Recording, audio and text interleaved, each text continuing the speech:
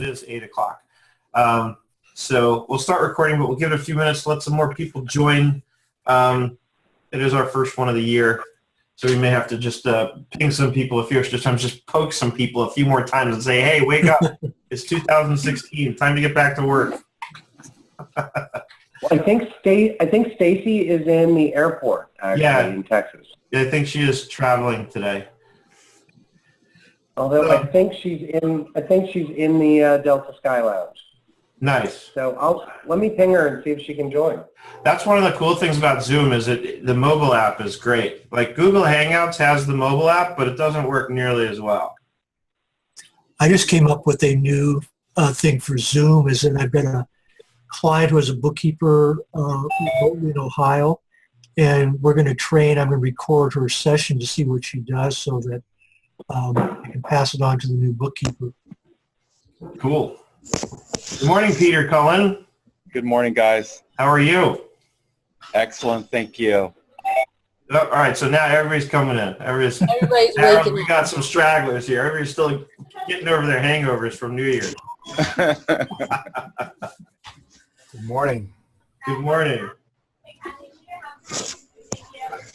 So we'll give it a few more minutes. So have you guys seen what I've been doing? I know, Richard, you have with my SethDavid.com site. I've made some more updates. I was anytime I have trouble sleeping, an update on the site because that's what I wind up doing with the time. So a lot of people have been asking me, because I've walked away from school of bookkeeping, am I going to do another subscription site? Good morning, Kristen. Good morning. Now we have two Kristens. Uh-oh. We thought there would be only one. Good morning. Good morning. So I just wanted to check in on Kristen. I think it looks like I need to still go grab her. Yeah, I'm here. no, she's there. Oh, great. Hi. Hi, Jessica. I even looked in the drawer. So I left school of bookkeeping. I actually put that formally up on the website, and I have been thinking about this because a lot of people are asking me, is there going to be another subscription site? I'm going to be able to do more video courses on products and things that you were doing over at School of Bookkeeping? And the answer's been yes. I just don't know exactly what I want to do as far as the the pricing model. Do I want to do subscription? We've talked about doing pay per download. It's not clear to me which route I'm going to go. And then I was watching, I haven't watched any of his videos. I was watching some of Chris Perillo's videos last night. Are you guys all familiar with Chris? You know who he is? No. So if you Google him, you'll see he's got quite a following. He's like one of the original YouTubers. And good morning, Ingrid. Hi. He's one of the original YouTubers, and he was kind of like online before there was an online. And he's been like a tech correspondent for CNN. I don't know if he still is, but years ago I know he was. And what we were able to, what I was able to do is I was able to connect with him years ago. And every time I go up to Seattle for the Seattle Accounting Technology Bootcamp, I have dinner with him. So I've gotten to be friendly with him over the years. And I was watching his videos last night, and I noticed he was using this thing called Patreon. Have you guys ever heard of Patreon? Yeah, I have. So, Kristen, you're smiling. Are you familiar with it? No, Sam is a friend of mine. Sam, is he the founder of Patreon then? Yes. I know Okay. Steve Dotto uses it all the time.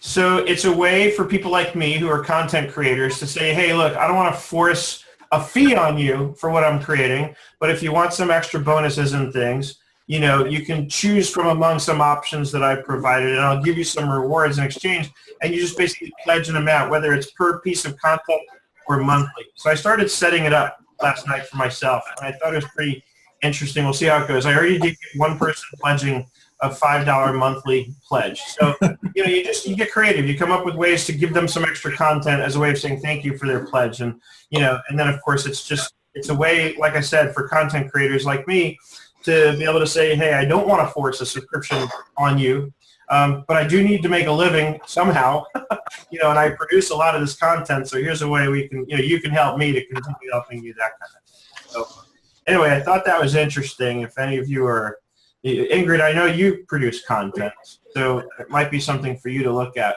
Richard, I know you're starting to look into that. What was it called again? It's called Patreon. It's Patreon. Got it. Thank you. So yeah, check that out. I think it's a pretty interesting concept and model as these things go. So I think we can get into our topic for the day. Before we officially get started, how many of you are using or have used or are familiar with Scalus? Yes, Peter, are you using it? I'm in the middle of a trial, Seth. Okay, and what do you think so far? Remember, Kristen's with us. Be honest. I can't Yeah, well, think so- what I know about. So the thing that really matters the most to us is being able to have some of our content with regards to accounting work that we're doing shared within the members of our team, and other aspects of it shared with the client, because in almost every engagement that we do, there's responsibilities that are the burden of the client and responsibilities that are our burden, but they are not mutually exclusive. They need to work hand in hand. So that's why we needed something like a Scalus. Gotcha. Okay. And somebody's got some background noise, so if y'all wouldn't mind muting except when you are going to speak, that would be cool. In any case, Kristen, thank you so much for taking the time to be with us today. I really appreciate it. I'm excited to get a closer look at Scalus. I've sort of looked at it from a distance so far. I haven't had a chance to dive in deep, and I've been wanting to.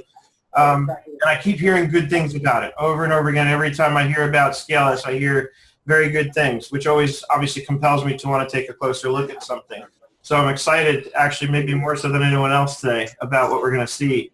But I also want to talk about your background in the bigger picture, because I was also very encouraged when Casey Johnson, who essentially introduced us, told me that you have a background on Wall Street. And as you may be aware now, I have launched this concept with Stacy called Between Wall and Main. And the whole idea of it is to produce, to continue producing content as I have done for a long time, but to make more of a concerted effort at connecting the dots between what's going on Wall Street and how that impacts our small businesses on Main Street, making sure that people can better and better understand that, so that when things are happening in the market, when things are happening in, say, some commodity that affects your business, you understand what you can do in order to leverage that, knowledge of that information. So tell us a little bit about your background. I'm interested in how did you get from Wall Street to, I know that you were an analyst covering software developers, so that makes sense that you kind of moved from that, I guess, into working or running a software development company. So tell me a little bit about that. I'll shut up. Sure. Hi, good morning, everyone. So you're right. I started on Wall Street and ended up managing all the software investments for a hedge fund at Goldman. And I spent quite a bit of time analyzing what made software successful. We had a financial incentive to do so since we were running a hedge fund.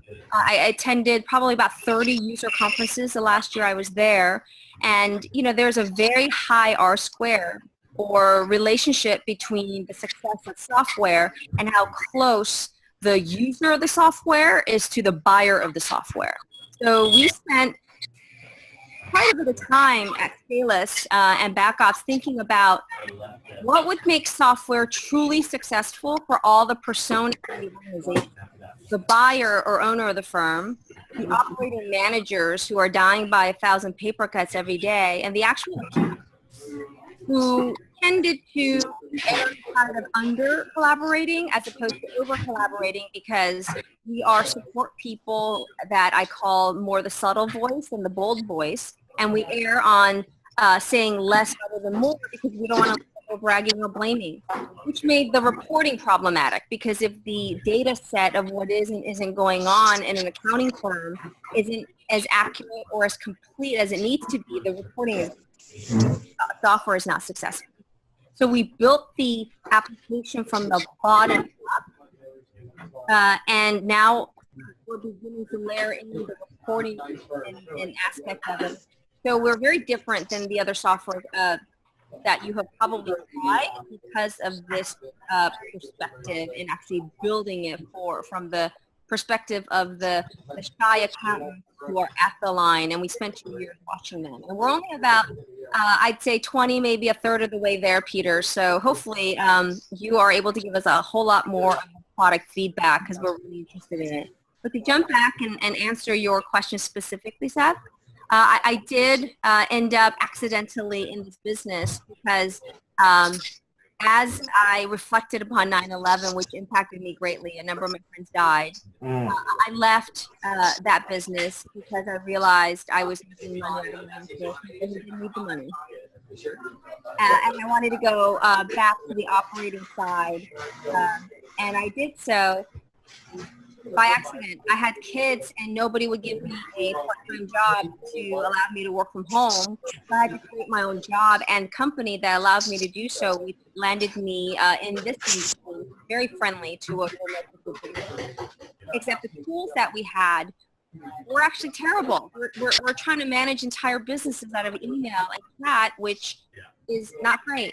So I started back ops almost by accident because I wanted to find a place for myself to work from home while my kids were at school. And I found a lot of other moms like myself that were, and the business doubled in revenue every year for 4 years. And we were victims of it almost died because it grew so quickly. And the process of trying to scale from 7 to 8 figures in revenue, we tried half a dozen of these software applications that were really cool at the time, and they all failed us for different reasons. We used a couple of them that were amazing project management tools, except we weren't necessarily managing projects. We were managing processes. And there was no real process management software out there. We realized that. And the year and a half we spent deploying and ripping out some of these applications for a national staff in 7 states almost killed us. I mean, I wouldn't wish that upon my worst enemy. And then we also tried some of the chat type of applications and learned very quickly that at mentioning your team members was not the greatest way to track work that needed to be done, especially if you needed to make sure that the ball did not get dropped and the steps did not get skipped.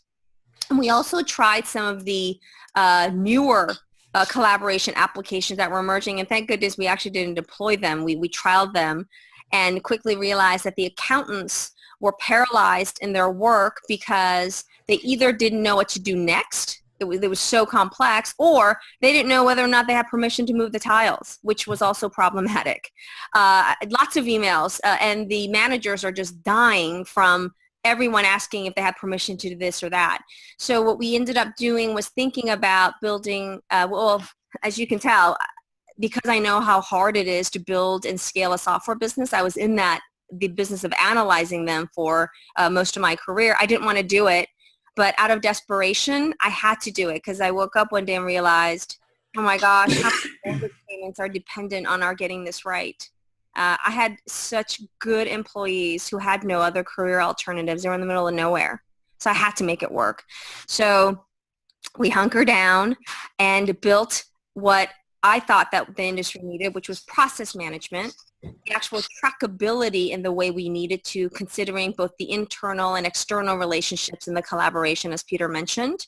And we also needed to make sure that the authority or the decision rights and the prioritization was super, super clear. And of course, we needed all of the data, the operating data being produced by what the accountants were doing or not doing to be magically generated, because nobody likes to input, I've done this or I haven't done this. And so the data set was never complete and the managers were set up to fail. And I don't know how many of you guys had this problem, but at BackOps, we could never keep the good managers staff. They burned out as quickly as we can get them up to speed.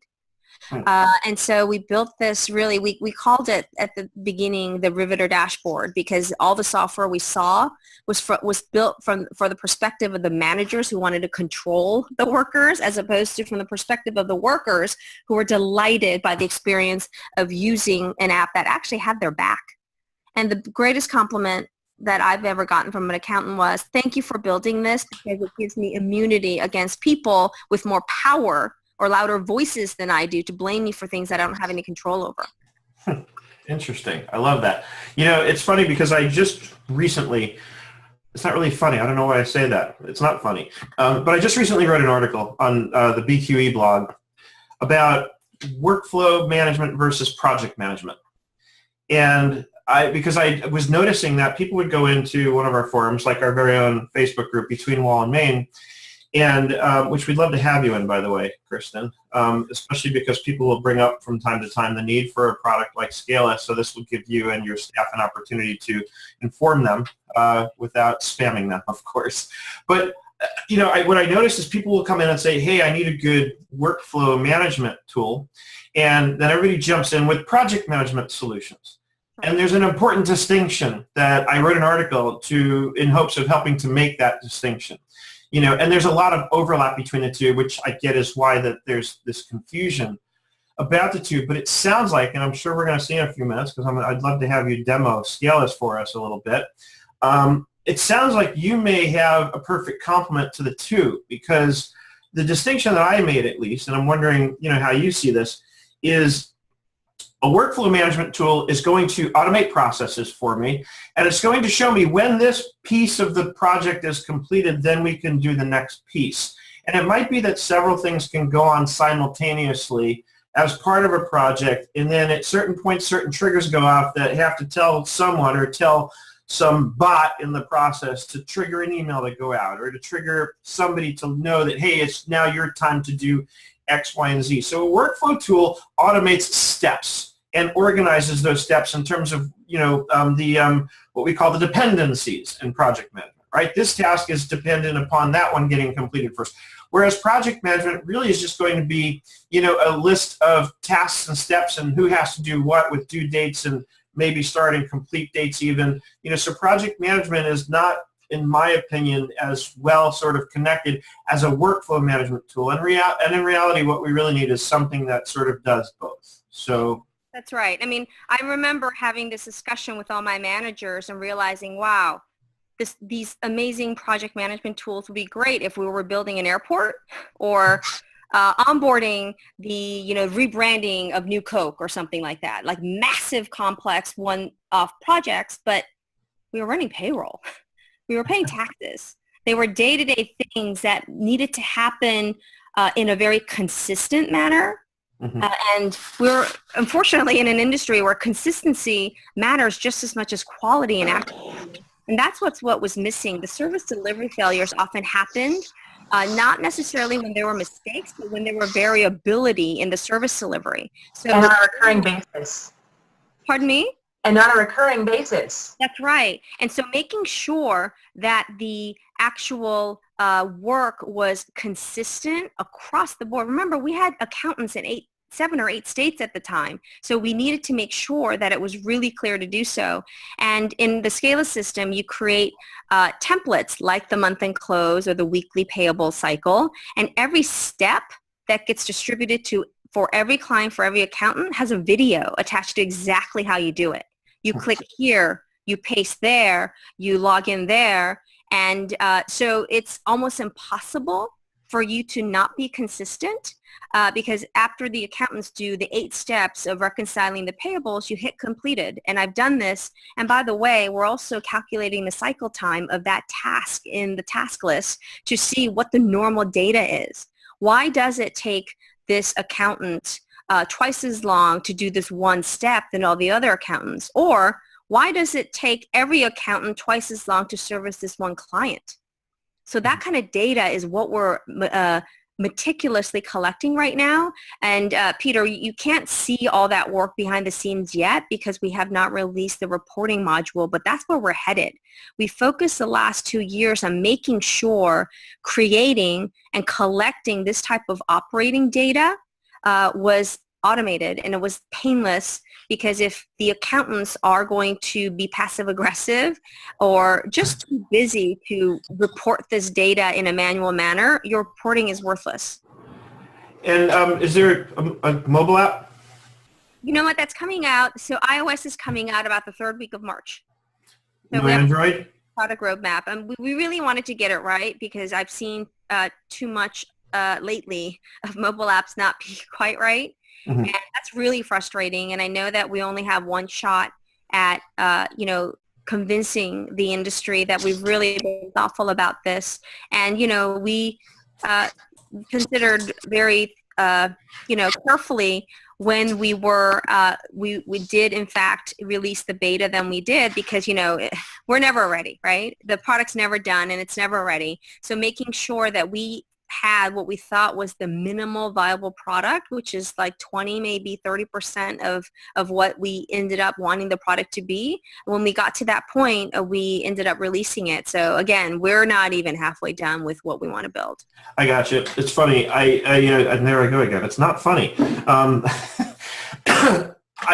What's fascinating to me actually is what you've laid out in terms of how you got from the analyst position on Wall Street to developing what you're analyzing for all these years. And it sounds like you had, what I would think is probably a pretty rare and unique perspective that enabled you to, use what you had done on Wall Street to come up with something, really amazing, really remarkable in terms of what it can do because you understood the needs. I'm wondering, have you written anything about that experience, about how you got from analyzing this stuff to saying, if there are some problems that need to be solved in this area that I've been analyzing, and just something that really highlights how you're able to get, in a sense, from Wall Street to Main Street, because your experience perfectly underscores exactly what I'm trying to teach people now.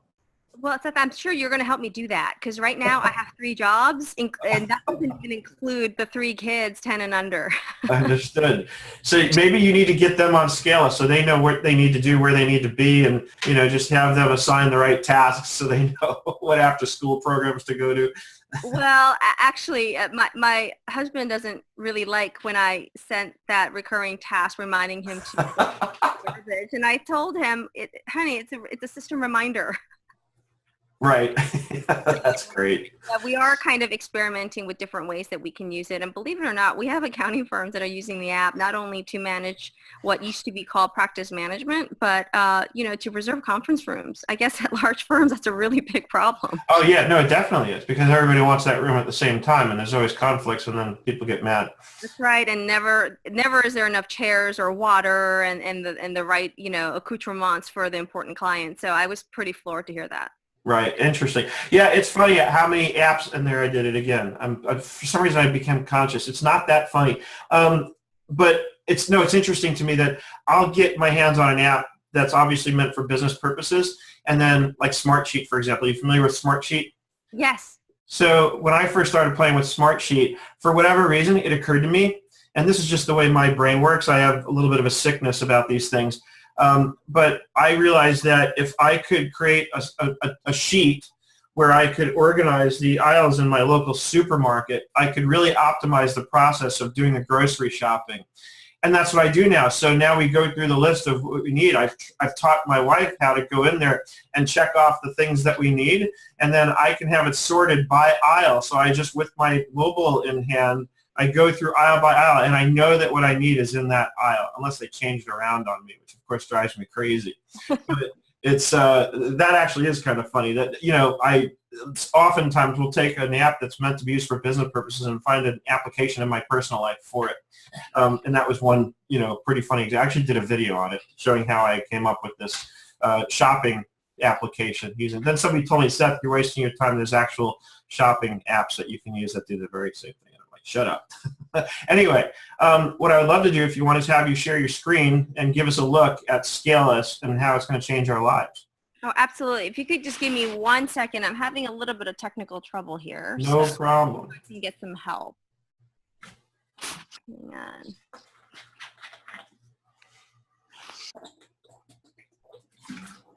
And while we're waiting, if everybody else wants to unmute, anybody have any questions, comments? Ingrid, it sounds like recurring tasks are important to you. They definitely are. I'm really looking forward to seeing the product.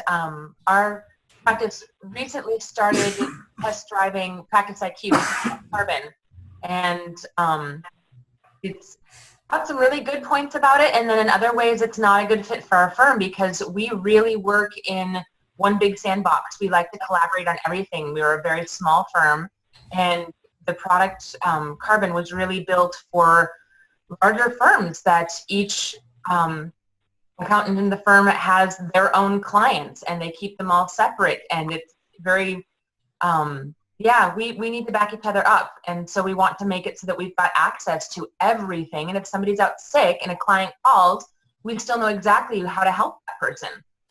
Yeah, I'm glad you shed that particular light on it, because Kristen mentioned earlier about people, sort of getting thrown under the bus for things they have no control over, right? And I would love to see a day where the people in the firm aren't so much concerned about whom to point a finger at, but instead concerned about how can I help? Hey, if somebody isn't able to get the task done, how can I help you get it done? Without making somebody feel awful about the fact that they're overburdened perhaps with things to do and, timelines in which to do them. So, Kristen, you ready? I'm so sorry. I don't, give me one more minute. Okay, no, take your time. No worries. We'll keep going. I can talk for hours, so I'll keep everyone busy.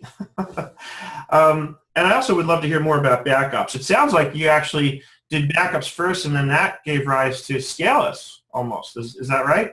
I did, and the interesting thing is, I didn't want to start either businesses. It kind of both happened by accident almost, in that I ended up starting backups because nobody at the time would give me a job where I could work from home while the kids were at school. And I ended up having to build a software company so that I could keep the business alive. And now it's actually thriving, which is really, I'm grateful for having pulled this off. And my co-founder and I talk about how we just managed to reorbit Earth in time before the space exploded. And I have to apologize. Let me get my assistant to help me here. And I should have had her do it. Hang on.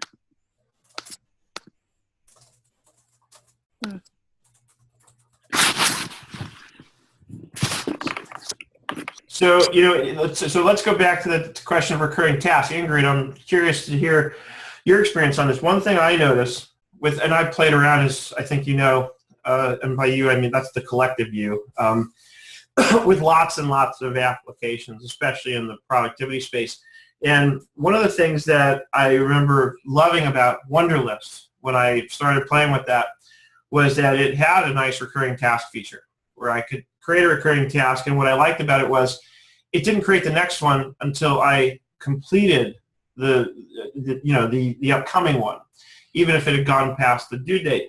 So here was the problem, though, is then I started having, a lot of times when I'm going about my business, I don't necessarily, especially if I'm kind of in a zone and I'm just getting the work done, I don't necessarily go back right away to my project management software and check off that I got the thing done, especially because I'm mostly a one-man show. I mean, I have some people that I collaborate with and some bookkeepers that I work with, but by and large, I work alone. So it's mostly just for me to track. But then what happens is if I let a month go before I've actually taken the time to check things off, now I have a month's worth of recurring tasks that I just have to sit there going click, click, click, click, click, and that was starting to drive me crazy. And I was like, now I'm wasting my time just clicking something, right? There needs to be a way to be able to say, hey, you know what? I didn't click it off the last 4 weeks, even though I did get the task done.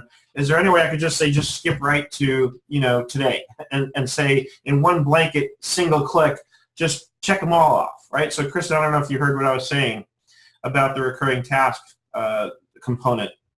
But, in some cases, I've played around with a lot of different software applications where they have a recurring task, but then the problem is if I don't bother to check it off for a period of a few weeks because I've just been busy getting the work done, now I have to click 14 times just to get the task management application caught up with me. And that creates friction. It's the manual reporting of what we are and aren't doing that almost killed us. And what we ended up doing was really thinking about how to, what we call automagically, create this data stream so that the data set for us to do the analysis and reporting is actually complete. Right. Okay. All right. I think I've almost got it, guys. Sorry about that. No problem at all. Kristen, I have a question for you. Mm-hmm. When people are finished with tasks, are you putting it into kind of a stream for the rest of the team to see? So that one of the problems that I've noted working off-site when the rest of the company is at headquarters, or working collaboratively as a team remotely, is that we all tend to have those phone conversations where it's just the confirmation, did this get done, did that get done, etc. I've envisioned this thing where there's a stream that says, okay, this thing has been done, and the rest of the team can see that it's been done. But it's not like a task list that's got a checkbox, more of a kind of what's happening in your team stream. That's right. And what we ended up doing was thinking about collaboration across three parameters. We needed the collaboration to be across applications because we were toggling in and out of so many of them. Teams, Sure. as well as organizations, meaning we wanted to make sure that the clients saw just what they needed to see and what they didn't. So we have this concept of marking everything that's done in the communication component as internal or external. So when you click external, like, bright green, lights come up to say this is going to be shown to the external users, meaning the clients. Don't talk about what a jerky is. I love that. Okay, here I go, guys.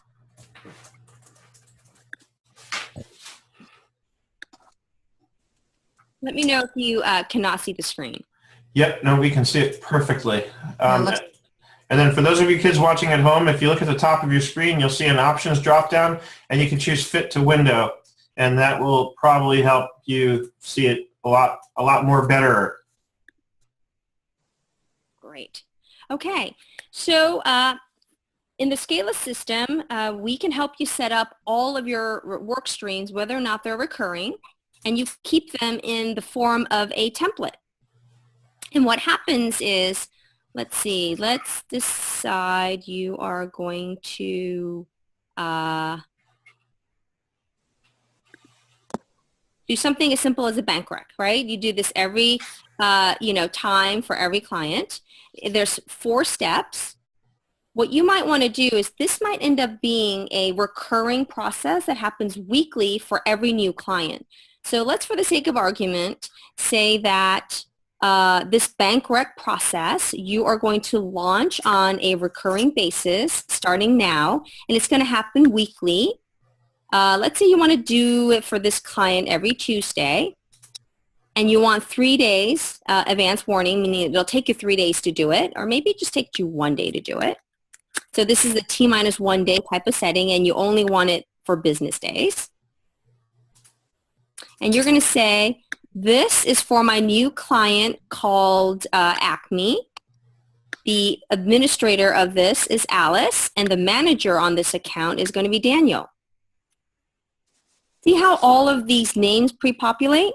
You can actually have a drop-down menu way to change the assignments, because at the end of the day, we have a flexible workforce and we need to be able to do that. So I'm going to go ahead and launch this. And I've just made sure that until I say stop, this client on a recurring basis every Tuesday will get his or her bank's statements reconciled. And you can see the first one that got launched for this week, it happened 10 seconds ago. And now Alice is supposed to do this first step. Let's say, for the sake of argument, Alex said, I've done this. The system... Wait, if you don't mind, let me stop you there. So what happens if Alice doesn't do that first step? Let's say, and I see January 8th, it looks like the due date is signed. So because we talked about accountability, so how do we make sure that she's accountable and that somebody's... the people who have access to see data for this client, meaning Alice's team as well as her managers, will see in bright lights that this due date has come and gone. Okay. So you would look here and see these due dates. If they had passed, you would see them in red. Mm-hmm. And there's a way for the managers to sort by due date to see what's really, not done. And you can see here that, this step is 1 out of 4 steps completed. And we have this concept of the unassigned pool, meaning when work gets sent to, client name, accounting at clientname.yourfirm.com. What happens is my experience has been that when work is easy, all 5 people in that alias start on it and waste time, and work is hard, they all think, well, this can't be for me. It's just way too hard. And so what this does is make sure all the work that needs to get done, and the visibility is on a per client basis. You can see what's been claimed or not claimed in this unassigned pool. And what the managers do periodically is to see what is going on, how long has it been since this request came in, and what can I do to avert the service delivery failures, as opposed to react to it once the client complains, and then it's almost always too late. And the beauty of this Yes, and the beauty of this unassigned pool is we train all of our clients to email, client name at, scalus.com, and it shows up here, and nobody forgets about it. And you can either take turns manning this unassigned pool, but there's almost always so much activity that people just keep looking at it and making sure it goes down to 0 or near 0. When I was running back ops, I think, we would start the morning. I'm in California, so before Philadelphia started their day, there'd be 500 requests for things to be done by the client base, collective client base. And by the time I got into the office by about 8:30, we'd be down to about 200. So in a very brief short time, those 300 tasks got done by all the accountants in Philadelphia. And, at the end of the day, we got pretty close to 0, and we were processing thousands of requests on a given day. And all of it got tracked. And what I want to also show while I have you is that the activity audit trail, which is what the information I show here, is automatically generated. Every time I do something in the system catalogs it and tells me what is and isn't being done, which is actually pretty important because you don't want people to have to report that. So I love that you can have clients email in. I almost could see this being used, besides the obvious and intended use, for almost like a support ticket system. Like you could have clients email in when they have a support request, and then it goes into the unassigned, and then whoever's on your support staff who's available can grab one and follow up, no? Absolutely. That's exactly what we're using it for, because we also had tried the support ticket apps, and that was also a disaster at BackOps, because while the connection between the client and the firm was great, the 6 people that had to coordinate on our side almost always dropped the ball, and the pass-offs got fumbled. So we needed kind of the entire work stream from client down to every accountant and bookkeeper to be visible to the team. Well, visible to the internal team for the internal stream of information, and externally for the clients. Because our clients can come in and see only this green part of the dialogue, which is for the external user, if you see here.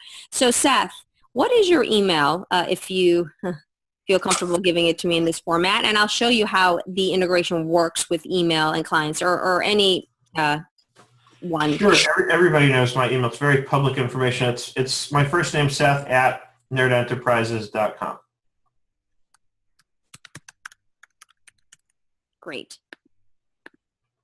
See, it warns me. Everyone's going to see this. Make sure you don't talk about what a jerky is.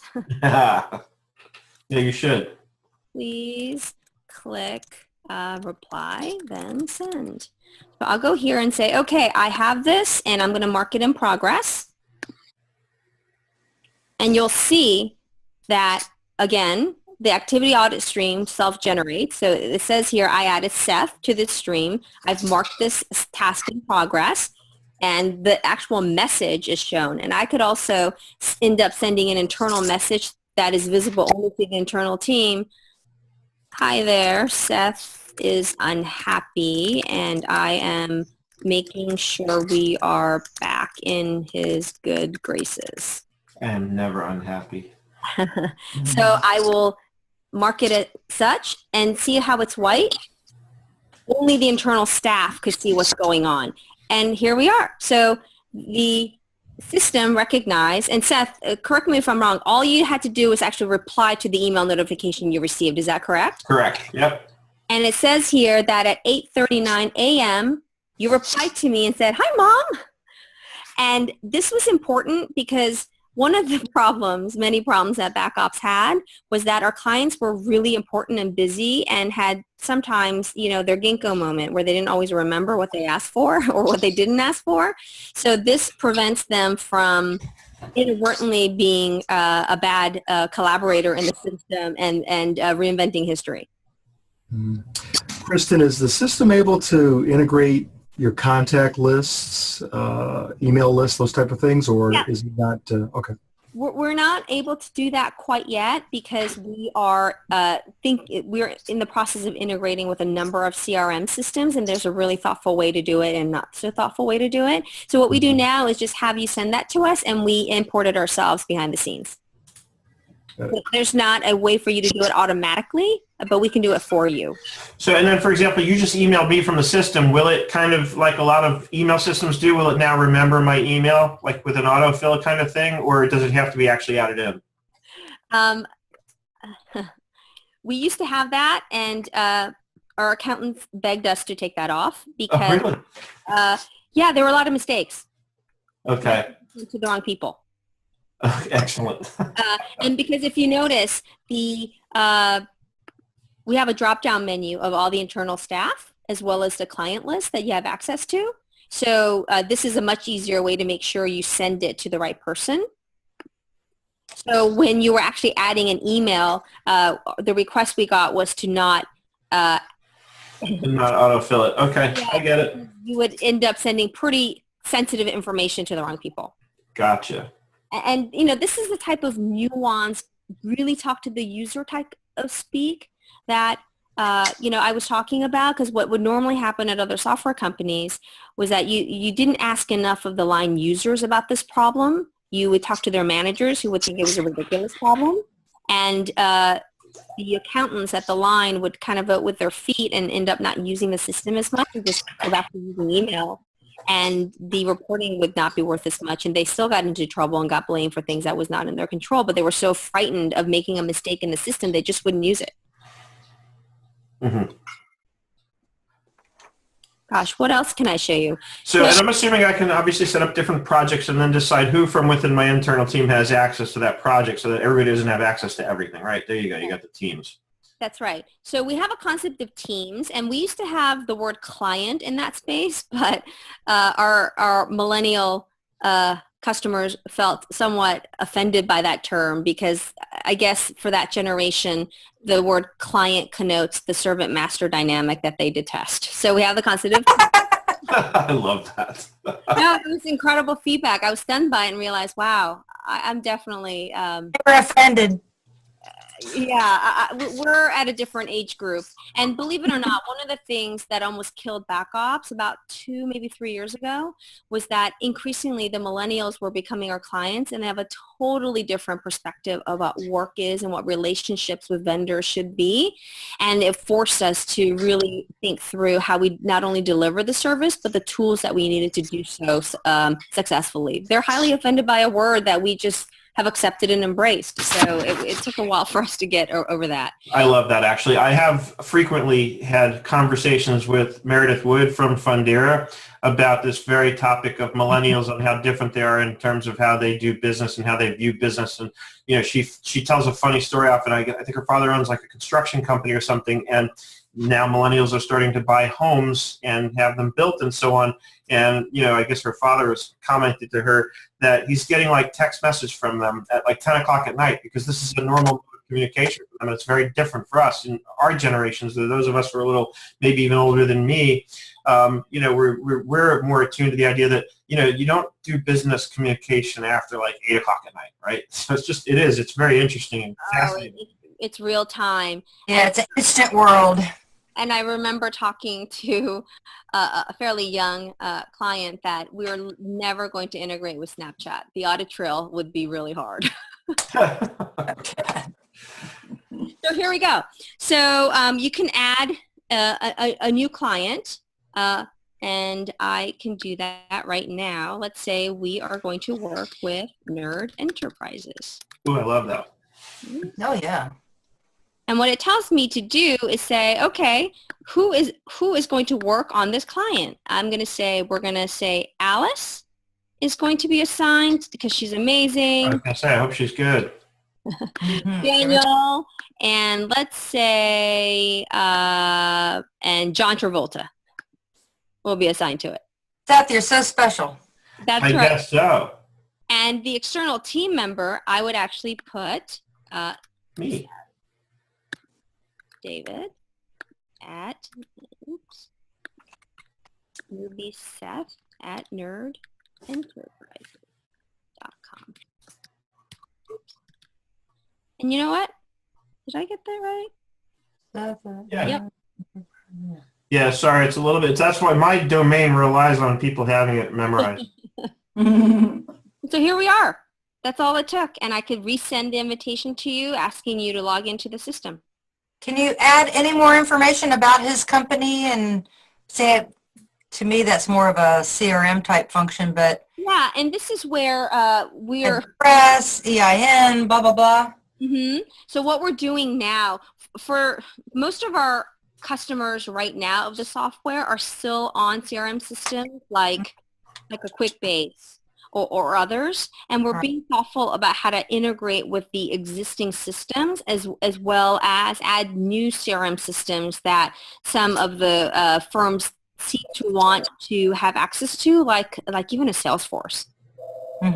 Because these accounting firms that actually have scaled and have real sales forces, they need that integration of client management or account management being a much bigger picture. Right, but I want to stay, just taking care of the clients I already have, and so I just didn't want to buy into a whole nother program just to be able to track.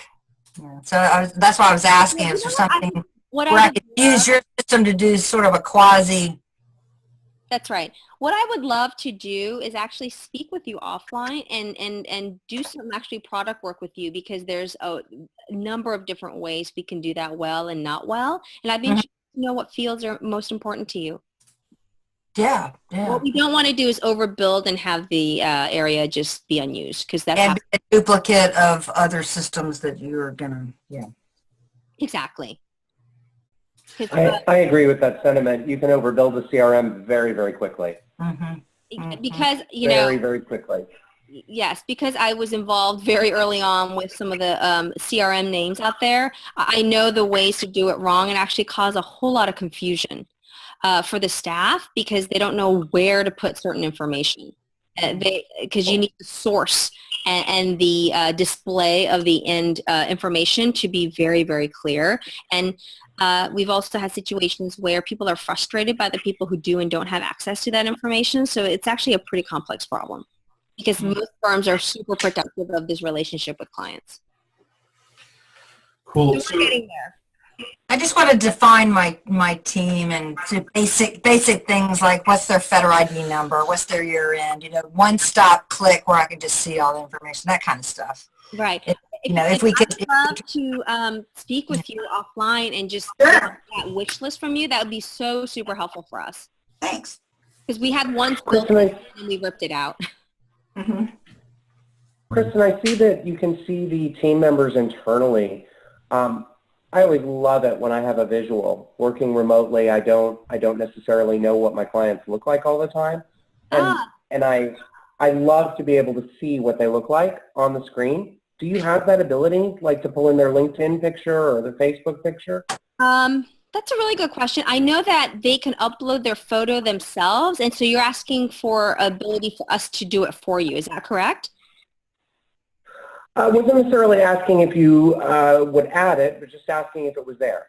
Well, we just saw on screen that people had their associated pictures with them. Yeah, so if you look here.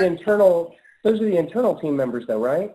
Right, but Seth can go in and update his profile so that this little picture could be the client. That kind of goes along with the integration of the contact list and those kind of things. If you got pictures associated with your contact list, you could have those automatically integrated, but right now you're not there.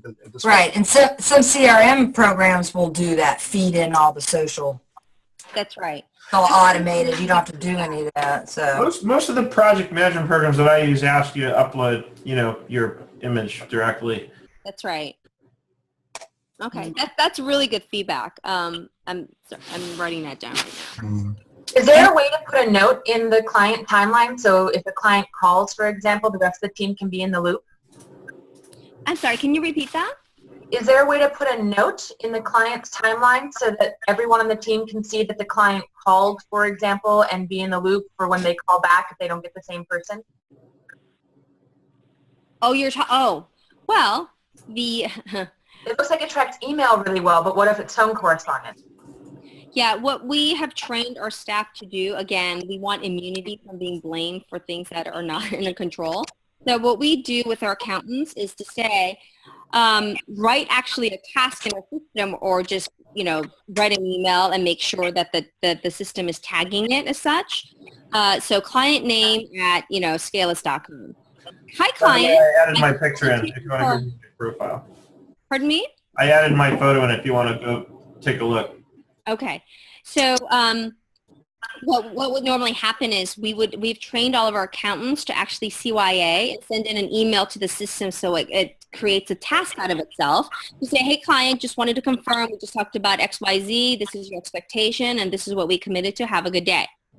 So that's exactly what we're doing already anyway, so I'm glad that it does that. How does the email integration work? Does it have a way of pulling messages in and out of our Gmail, for example, and getting that history back into our Gmail, and is it searchable? Yeah, so if you right now email support@try.scalus.com, it would show up in this unassigned pool. And if you were to, email nerdenterprises@try.scalus.com, it would tag it as Nerd Enterprises being the client. So we only have a few minutes left. Sorry. No, go ahead, Richard. Go ahead. I see that you have labels. Are those labels used like Gmail uses labels? Do you also have tags or a combination of the both, or are they one and the same in the program? They're one and the same. We want to make sure that if you wanted to label anything payroll or tax or urgent, like one of the clever uses of labels is, you can train both external and internal users to email support plus urgent which would tag it as urgent, and it would immediately show up in the system and everyone would know, wow, this is urgent. And of course you would very quickly learn which clients to ignore because everything is urgent to me. So, yeah, I wouldn't want clients being able to tell me what's urgent and not. That's right. I understand the concept. That's great. Yeah. So here's Seth. He just emailed into the system. No, I actually just went in and directly logged the task. But so I can't set the due date. I guess as a client, I can only request that a task be done, but not choose a due date. Well, what our clients do is write, please, have this done by January 9th. The reason why we don't do that is because clients almost always give us impossible due dates, and we don't want to set that expectation, because what clients often do is shoot this email and cannot be found for the next 10 days. Got it. So what we do is, we will set the due date and force us to explain to Seth David, it's not really possible to get this done in the next 24 hours because it takes 30 days to do things like this. Right. Cool. So, let's say you are going to assign me this task. We're going to label this as, a tax problem, and you can see the activity audit trail just self-generating, and no one can refute it. Got it. That's awesome. Will it link to Office 365? Right now we're working on integrating with Google Apps because, we are funded by Google, so we're working on that first. And yes, absolutely, Microsoft would be next. So what about attachments? You can attach, any document that you'd like. You can also add all kinds of hyperlinks. I mean, you can just, type whatever you'd like, and you could make it, you can bold it, underline it, create bullets. I mean, we've tried to make it seem as much like email as possible. Can you preview attachments within the program? Not yet. You mean actually have it? Sure. Pardon me? like a viewer so that you're not actually downloading documents onto another system. No, we cannot do Right. that quite yet, and it's more a technical issue of the way that our let's talk offline about that. We're definitely working on lots of different ways to connect to what we call the work collateral, including buttons to push automatically into apps like Box. Hey, question for you, Kristen. So I know you said this, the mobile app is coming, but in the meantime, I assume the mobile site is responsive? Yeah, right. I mean, I use the system all the time just from my iPad. I would not do it from the phone. Mhm. And of course, the mobile app would likely be a subset of the functionality of the normal app, because you're not going to want to do everything over your phone. Right. Okay, great. And then we only have a couple minutes left, so I wanted to make sure that we spend some time talking about your referral programs, partner programs, accountant programs. What do you have going on there? I know you have something, but I'd rather let you explain it. Yeah, and as you may have heard, my husband calls the company myownpersonal.org. I created this business to help, people work from home while their kids are at school, and we built this to help the entire industry because I was tired of my accountants who are so hardworking and get blamed for things that were out of their control from clients that were well-intended enough, but they just didn't understand what they didn't know. So what we wanted to do was make this app truly embraced by the industry in a way that was easy, and we're giving up. We want a true partnership. Half of what we collect should go to a referral partner. So let's say it's half of the first payment. So let's say you were to get a client or customer for Scalus that prepaid for the year, because there's a discount for a prepayment for a year, and you get half of that right off the bat. Got it. So if you have somebody sign up, folks, encourage them to pay for a whole year at once. What's the price point? Well, it's about $50 a month for firms with up to 5 users. And 95 for up to 10, and of course, you can go on our website and see on the pricing page. There's monthly, and you can do yearly. There's obviously a discount for that. I like how simple that is, and it's not all nickel and dimed. No, we wanted to make your lives easier. Everybody in this industry dies from 1,000 paper cuts, and no one is really a true partner, and we really wanted to get out there and be on record to say, no, in our mind, partnership is 50-50 and you get 50%. Kristen, can you connect with me offline also? I would love to set up a time for you to show this to the rest of my team.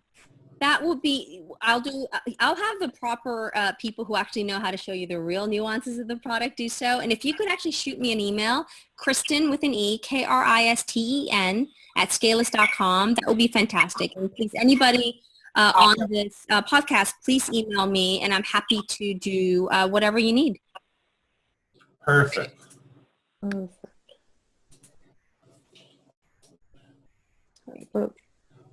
It's nice Right, to and notice they have a blog, so go subscribe to their blog, and I'm sure the blog has great information about how to use the product.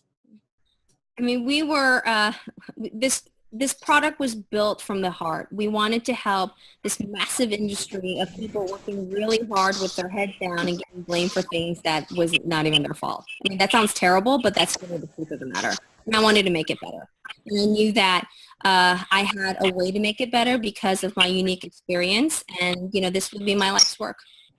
Yeah, see, in my firm, if somebody complains that somebody else didn't do their job, then my response to them is, then why didn't you help them? Well, you know what's interesting? In business school, you learn very quickly about the 3 Ps. Your business is not successful if you don't have people, process, and product working in conjunction well. And one of the things that was wonderful about Scalus for back office was as follows. Normally, there'd be a service delivery failure, and the client would blame the accountant, right? And they would have to be this swap out, which was like a brain hemorrhage, because then some other poor person would have to learn this new client, and it was massive, amount of operational inefficiency. So now what back ops does is go to the client and say, hey, so sorry this happened. Here is the 8-step checklist that we went through that we apply to all clients, and it failed us because you have a very unique situation where you're only willing to respond to us every Wednesday when the moon is full. So for your case, we are going to amend this process to accommodate you. And so this particular problem will never happen again. So sorry. And you know what most of the clients say? Oh, wow, thank you. And then they're not mad, and and we've disaggregated the blame from the person to the process, and everything's okay, and you don't have to waste all your time forcing some other accountant to learn this client. And so we're very clear at the company what's a people problem, what's a product problem, and what's a process problem. And so you don't blame the wrong entity. And most often than not, we're an industry of people who are doers, who are support people, who are pleasers, and we get blamed for stuff. We just take it, and this is a system that protects you from that. That's awesome. I love that. Mm-hmm. All right, folks. That's one of the best concepts I've ever heard. Kristen, it's brilliant. I built this because I loved these hardworking people who were getting their butts kicked for all the wrong reasons. Please help me help them. I want to get this out there. It's not about the money, the success. I want to help this industry of hard workers, have a better life. I love that. All right, well, Kristen, we'll definitely have to have you come back on so you can show us more, and I'd like to learn more about back ops too. Great. So thank you so much for taking the time to be with us today. I don't know if you want to stop your screen share and just say one last hello. You should see that option on your screen.